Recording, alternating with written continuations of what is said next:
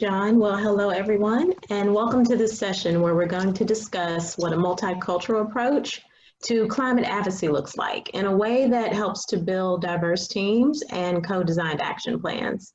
And I also put my email address in the chat just in case we run out of time. Next slide, please. So I am Princella Talley, and my roles within CCL are as a diversity outreach coordinator and also as a development associate. But I'm also the lead of the climate and culture action team, and I'm going to go through some of the ways in which our team was built and how it functions, sort of as a real life example of what can happen when we take a multicultural approach to climate advocacy and we put that into action. Next slide, please.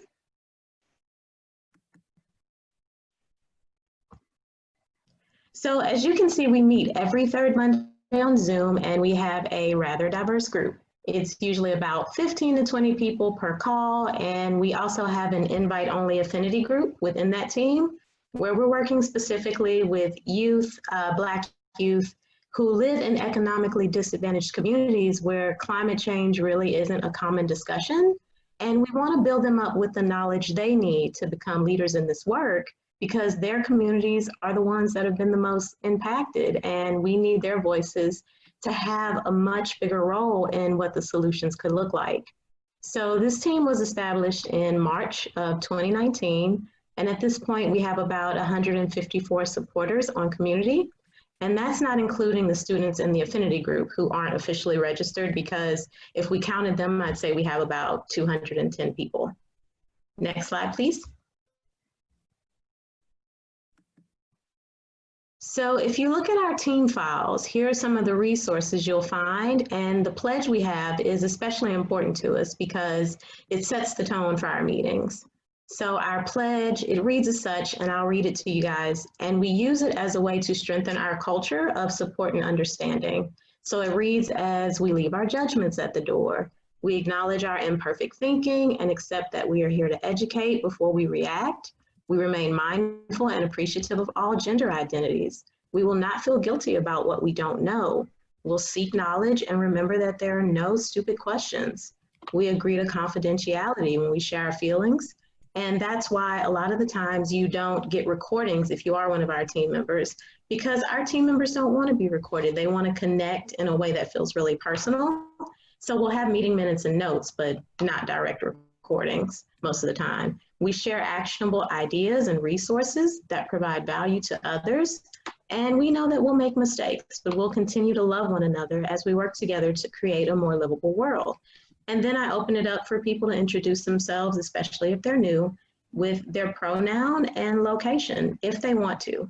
So the main thing I try to do with this team is make sure that we know from the beginning of our meetings and everything we do together, none of us will be perfect and we're going to make mistakes, but we know we love each other, and that's okay because we're trying to do something really important together.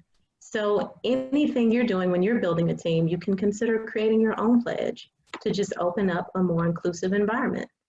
And you can see the pledge if you could forward it one, John. We also have starting guidelines for community engagement. Forward it again, please. Reading resources, next one. Shared presentations, and next one. And we also just created a new public Facebook page, which is CCL Climate and Culture. So you're free to follow us and use any of our resources because we're really about helping each other out. Next slide.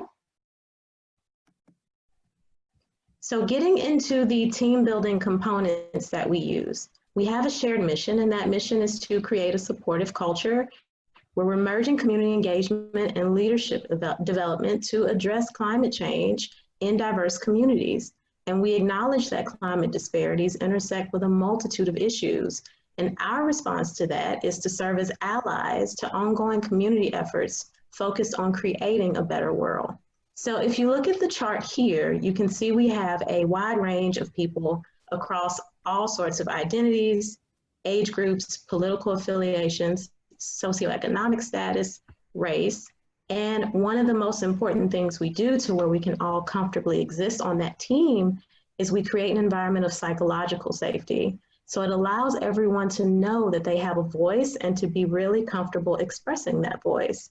So psychological safety, if that's a concept that still sounds a bit new to you, it's the belief that one will not be punished or humiliated for speaking up with ideas, questions, concerns, or mistakes.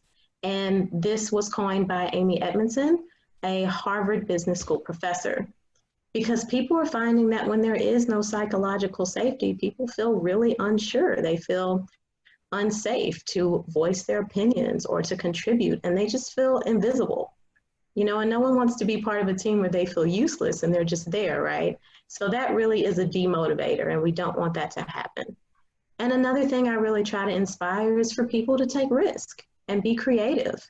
And I think that they're much better at that when they have reduced levels of defensiveness, because studies have shown that the more defensive we are, it actually affects our IQ, because we're more in a state to react instead of really focusing on what we want to do to progress, right? And so we also like to have fun on the team. So we do a monthly book winner where I use this thing called the Wheel of Names. And in the Wheel of Names, it selects a person. I try to let it stay focused on the newer team members, and it's just to appreciate people for being there. And it's always a fun thing just to watch the wheel spin and create more of a fun and informal environment. I'm the type of person where I think the more you connect with people on a very human level, and they don't feel like you're so much preaching to them, but you're one of their friends, it feels a lot better, and it makes them even more comfortable. So the Book Winners Club is always a fun thing. Next slide, please. So here are some things to know that I think are really important to build a diverse team working on anything together. Next slide, please. And forward it a few times. All right, thank you. So what we want to do is we want to switch from a me mindset to a we mindset. But that doesn't mean we're not going to work on the me, but we'll get to that in a second. So in the we mindset, we want to honor everyone's individual experience and expertise, even if it doesn't seem directly connected to what we're doing and working on. Everyone has something to contribute. And if it's something that they're good at, it could be painting. Well, that's amazing. You know, how can you use your painting to help advertise for the team or to create a shared feeling that the team may have? We don't want to brush anything off or put something to the side for the things that we find a bit more traditionally accepted to promote climate advocacy.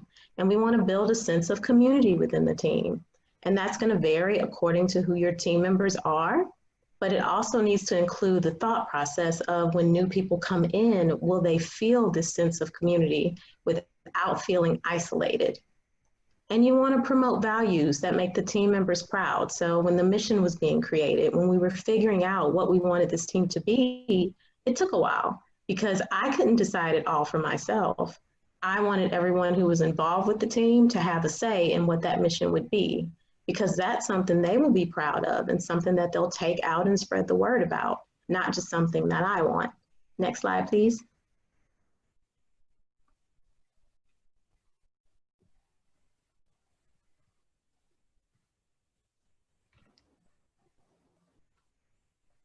Okay, so while we do have to focus, doesn't mean that we get a free pass to not focus on our own self-awareness, right?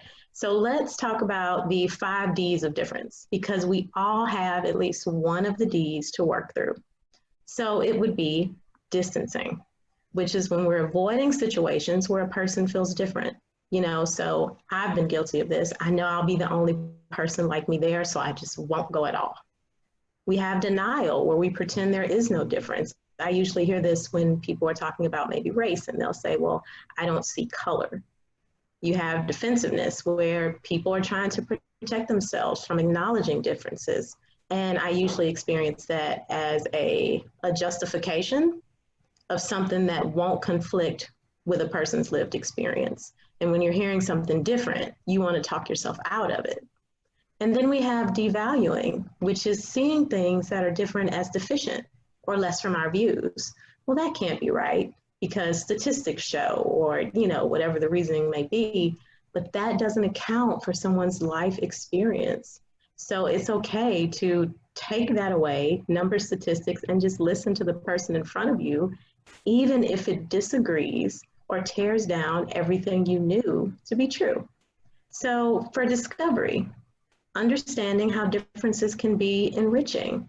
It is much different when we stop running from the discomfort of our differences and really embracing them. And that's something also that I like to make sure is constantly brought up in the team. It's okay that we're different. We can embrace that. And next slide, please.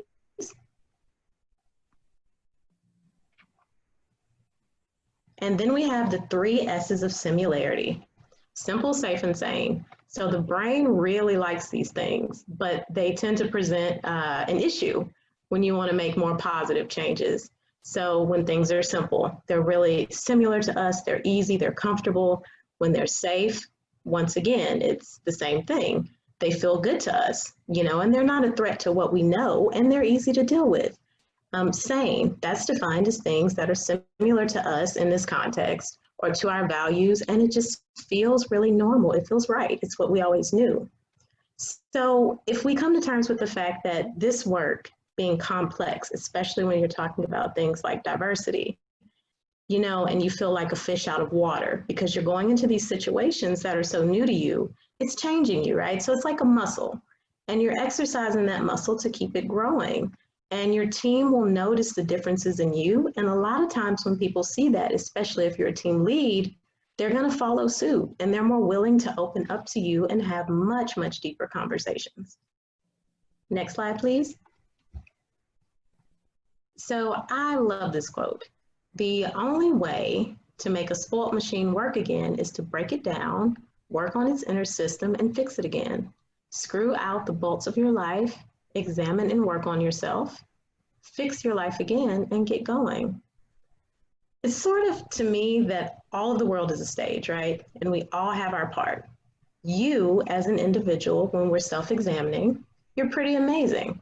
There is not one person who is exactly like you when it comes to your mindset, your talent, and your abilities. And while you are undeniably fabulous, you still have to step back, and you and me, when I'm saying you, please don't, I'm talking about myself as well, you have to constantly examine yourself because we can't move anything forward to make the world better or even move ourselves forward really truthfully in our personal lives if we haven't defined why we're doing this work, how we have actually contributed ourselves to unequal dynamics within our society, and how we're going to do better. So we do have to spend a lot of time self-examining. And next slide, please. So understanding your own culture.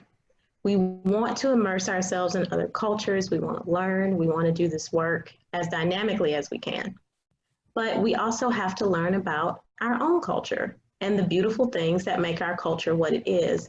But at the same time, we have to do more of our homework to understand how our views were shaped by our family and that were shaped in the greater context of world history, how the views of our culture have conditioned us and influenced us, usually through people that we're really close to, because some of this conditioning, it was great. It made us really resilient as individuals and even more creative. But some of it made us think that we're aware of injustices and things around us and that we've played no role in it.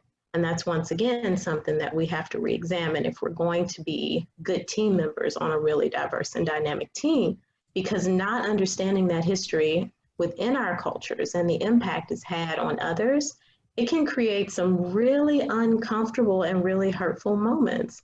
And then you wake up one day, you find yourself kicked out of #TeamWoke, and we don't want that. And the person who might kick you out, they probably didn't want to do that either.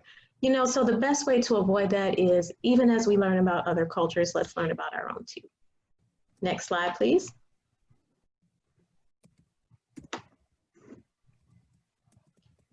So here is a summary when you're building a diverse team of things I believe you should always do. And this is also something when you look up multicultural psychology, you'll see pretty much all of these same concepts across the board. So you need to understand other worldviews. A really good way to do that, examine the past and present. historical events, socio-political issues. You need that context, right? You need to be able to know how to properly respect and acknowledge the values and the practices of cultures and groups that are different from you. And you need to understand the impacts, once again, past and present, of racism and discrimination and stereotyping, because this is going to allow you to not just ask and answer really important questions.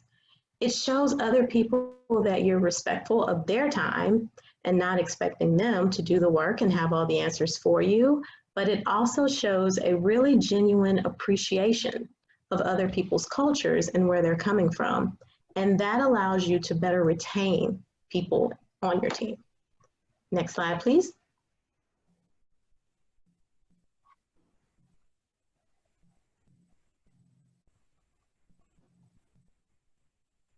And forward it a few more times to the green box, please.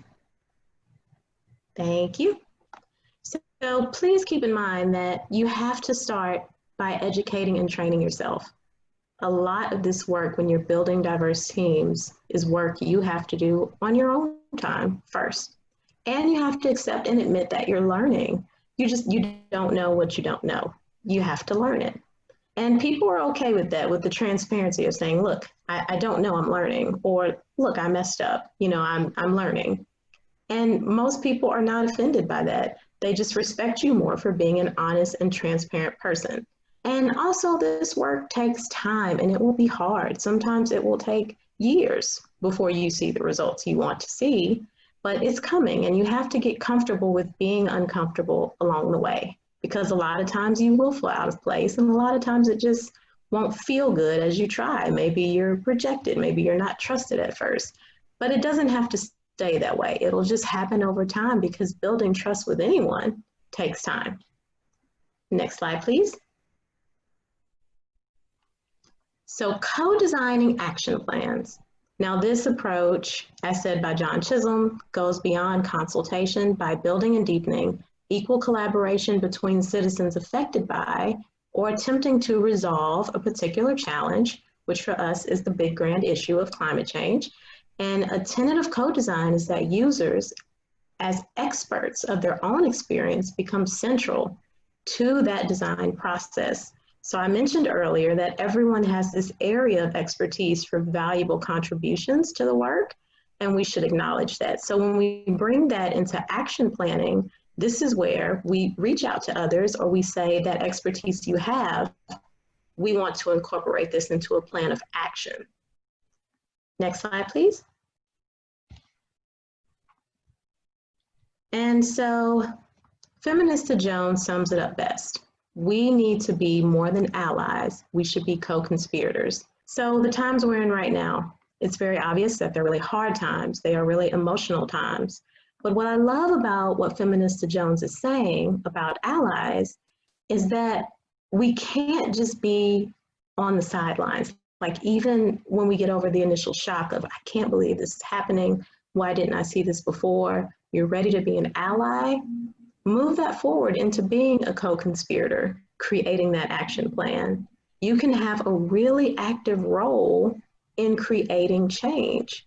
And that goes beyond sympathizing. And that's where we get into the conversation of, you'll notice over time that the term allies will start making way for the term co-conspirator, accomplice, terms that are a lot more action focused.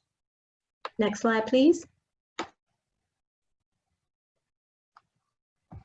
So an important way to really move this action plan forward is by breaking the expert halo. And I share this slide pretty often with people because I feel like it's so important to break this halo. Who is the expert in the room? Once again, everyone on a really good team. So we have to be intentional on not letting that type of structure happen where you have one expert making all the decisions, doing all the talking. We need to avoid silencing people. How do we do that? Ask people, what do you think? If it feels comfortable for them to answer, great. If they rather not say anything, at least you offered. But what I like to do in roundtable discussions and even on our team, when I notice no one has said something, I'll mention, do you have something to say? But if I let someone keep speaking and it's that one person, everyone just kind of starts to shut down. But it's better to say, okay, well, we want everyone to at least speak once.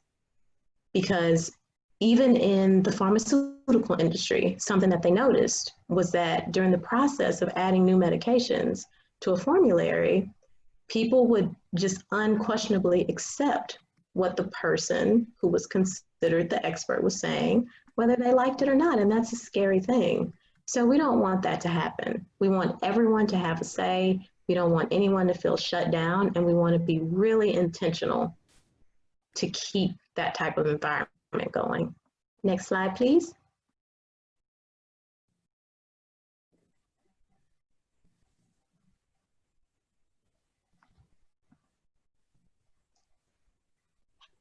Next slide, please.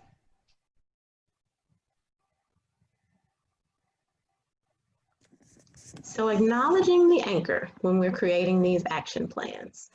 When we look at Maslow's hierarchy of needs, every single one of us needs and wants these things. That is a common thing that we do not have to overlook when we're creating an action plan and we're concerned that someone is so different from us. At the end, we all want the same things. So if you look at the times where there are really tragedies, storms, everything that happens, especially climate impacts, people rush to each other's side. Race isn't as much of a conversation at that moment. People are just trying to help each other survive, because the main things that are anchored on this list are immediately and directly threatened. So if we remember to acknowledge that no matter how different we are, we're just humans, we already have a shared purpose. And this is a mindset we can embody at all times. Next slide, please.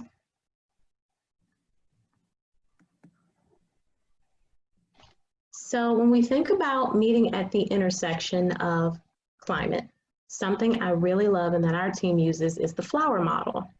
So Climate Interactive's flower model, it shows all the main concerns of any community with climate protection at the center.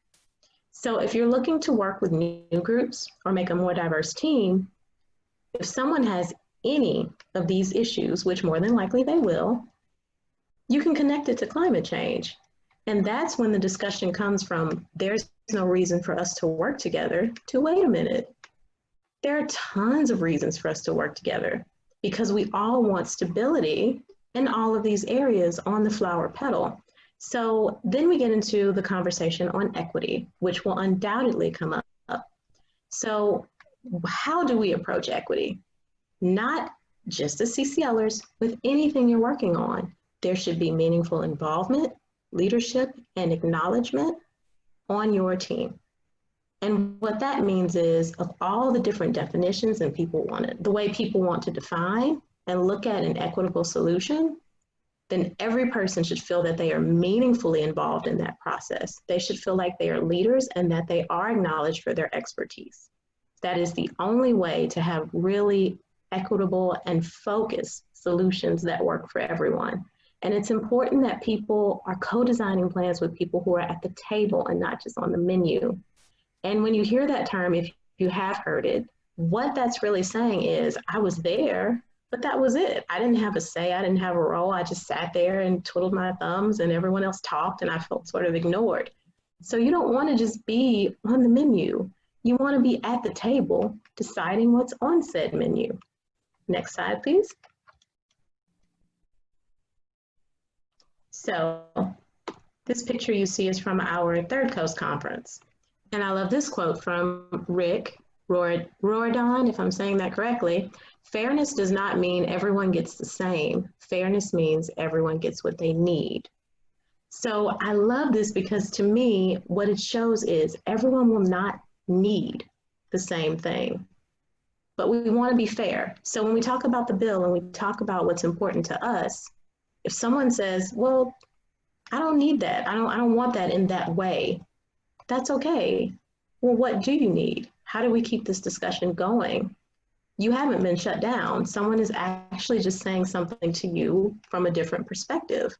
And that's when you keep a vision of a more equitable approach and you see this big picture that, hey, I actually can't decide what everyone would benefit from. People will let me know what works best for them, And then on the local level, or on our team, or whatever shared mission we have, we can create something really, really transformative because we have this input from so many different views and voices, and nothing will ever be perfect, but it can always be better. So in Third Coast, what we like to do is we like to keep that approach in mind. So we're looking at community issues and concerns. We're identifying the barriers to those things. We're working in solidarity with community leaders. We're creating access, and we're living our commitment. So looking at this list, if you look at it from the bottom up, if you're living your commitment, then all of these other things on the list will happen. You'll be talking to people in the community or virtually, however we have to do it now, to find out what's happening. What don't I know? You know, there's so many things already in the works. How can I become a part of that instead of expecting people to become part of what I'm doing? And it's a really effective way to once again show respect and to let people know that I don't feel that I'm the ultimate decision maker. There are so many of us here, and there are so many different types of expertise. Let's just trust each other and get it right. Even in times when things are hard and things are hostile, we're still humans and we can still work through this together. Next slide, please. So this closing thought: never be limited by other people's limited imagination. So there's no one right way or set of solid rules to do this. I think we can be creative, we can be innovative, and a lot of what we need is already right in front of us. It's already there, and I really loved what Dave mentioned earlier closing his session. A lot of what we need it's right in reach. And because it is right in front of us, we can tap into what's already there because we're already good people. We're already here looking for ways to transform ourselves, build better teams, and create action plans that are just genuine and true and can work for everyone to create a much better world. So once again, let's keep our imaginations big and build the teams that we want to see that are representative of our country. Next slide, please. Okay, so there's my email address again. It is also in the chat, and please know that our diversity outreach manager, Karina Ramirez, she is seeking community representatives in all regions, and it's a great way to learn more about diversity work being done in your region, and you can connect with her and help other people move DI work forward. So I'll put her email in the chat as well, and thank you all for listening.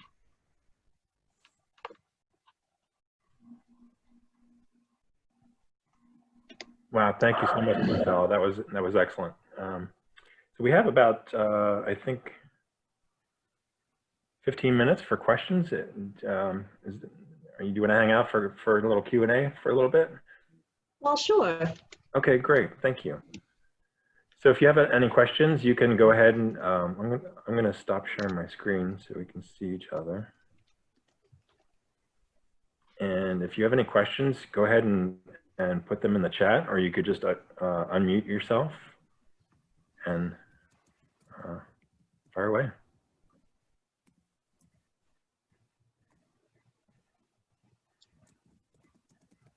Yeah, I love the part where, you know, the expert halo.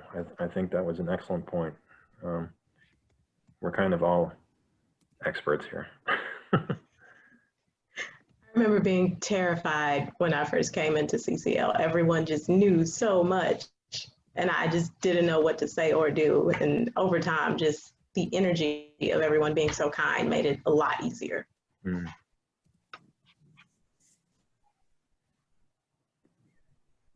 So Chris put in a question in the chat: for chapters who lack diversity, do you have any suggestions on techniques of recruiting? Sure. So if you look at your community calendar, then reach out to groups you see listed on that calendar and use the flower model as a way to start discussions with them. What are they working on that they're actively, you know, the most concerned about? How can you help with that? And how does that connect to climate change create that mutually beneficial relationship, right? Another thing you can look into is multi-sector collaboration. Just Google the term, and there are so many guidelines to help carry that forward.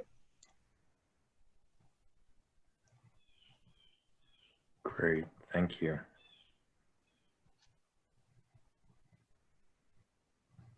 Nikki says she loves the flower model as a way of starting discussions. If you have any other questions, go ahead and unmute yourself.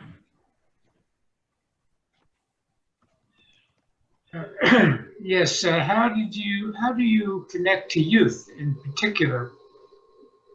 It's through connecting with teachers, and we actually started getting together with other nonprofits who wanted to connect with youth locally. And usually people always know teachers. And so we just actively zoned in on how to connect with them in a way that felt best for them with the students.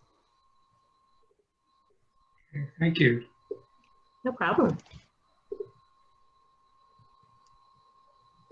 You know, Princella, I remember another presentation you gave about kind of reaching out to, you know, different community organizations that, that you might not be normally a part of. And I think that's a great idea. We have a couple up here in York, Pennsylvania, that an elderly white Jewish couple that have been going to the NAACP meetings for their local chapter.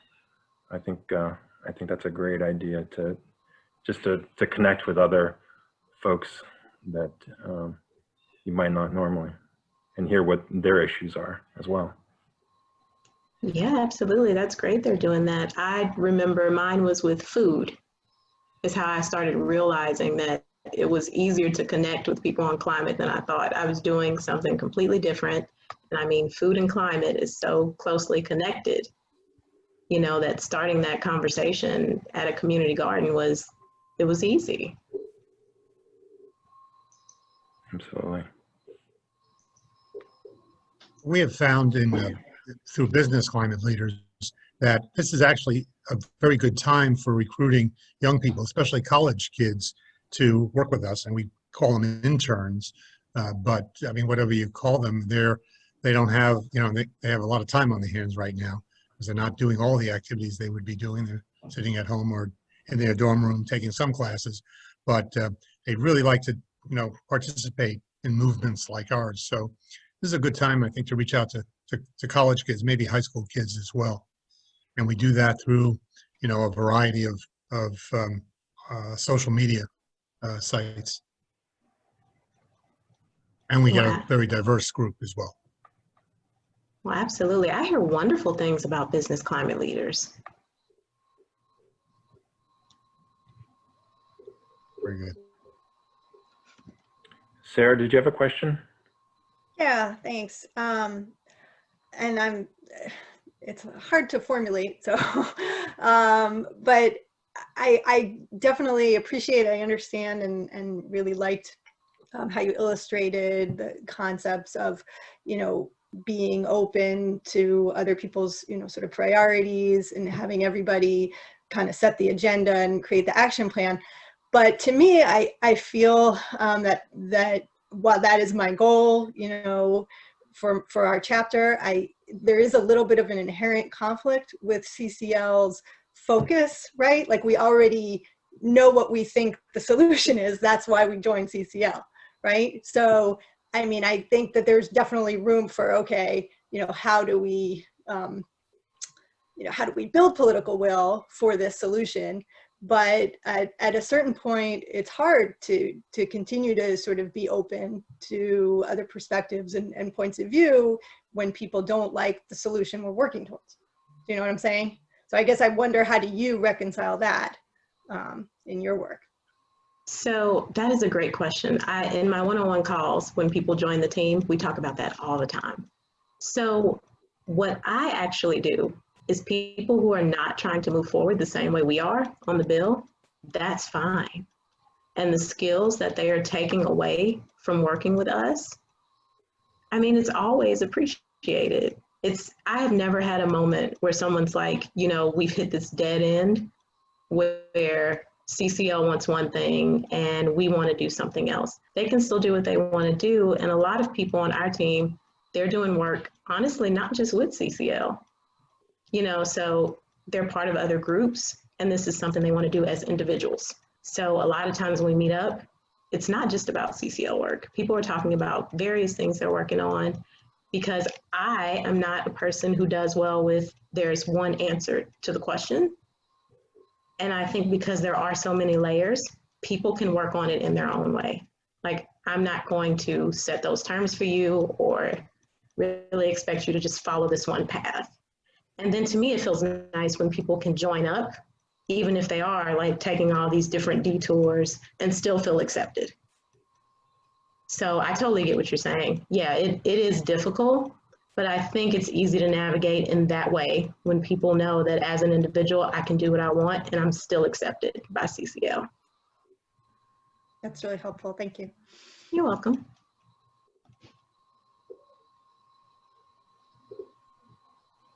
Any other questions? Go ahead and unmute yourself or type it in the chat. Well, Princella, I was just thinking of sort of a follow-up to Sarah's question. In our diversity committee in Virginia, we've, you know, we're exploring ways that we can try to form partnerships with other groups. But I guess the reality is in some cases we can work on the same thing they're working on, and in other cases we may have to draw the line at, you know, like political campaigning for a certain candidate or, you know, civil disobedience actions or whatever, if we feel like those would risk our, you know, like our nonpartisan status. How are you? Oh, do you have more to the question? Go ahead. Well, I mean, that's just how I'm trying to think of it. It's like we want to search for ways that we can partner with other groups and sort of, I guess, build our visibility and also build goodwill towards ourselves. But I think we're conscious of some inherent obstacles having to do with nonpartisan status. Absolutely. So when are you more so setting the terms in these conversations? Is everyone coming into the conversation fully aware of where those lines are drawn, or does it come up sort of later? Well, to be honest, we're sort of in the early stages of our diversity committee work in Virginia. You know, so we're talking about things to do. We you know, I don't have like a specific example to give you of, you know, we tried to partner with someone and we reached an obstacle, but we're still in the talking phase of, you know, what can we do with these other groups and where would we have to draw the line? Got it. Okay, so that's also a really great question. What I can do is send you some of the resources that are related to that multi-sector collaboration and maybe a way to help that go more smoothly. Because we'll all have our limitations, right, and boundaries. And it will be especially challenging doing nonpartisan work. I mean, especially right now, you know, so that helps me a lot. And that really helps. University of Kansas has a community toolbox. That's great, but I'll send you some resources directly. Okay.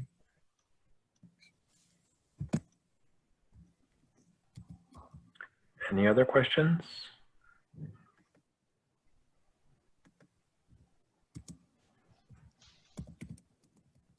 Okay, I think we'll just end there then. Thank you so much, Princella. That was an excellent presentation. I really appreciate you taking the time to give it. You're welcome. Thank you all. All right.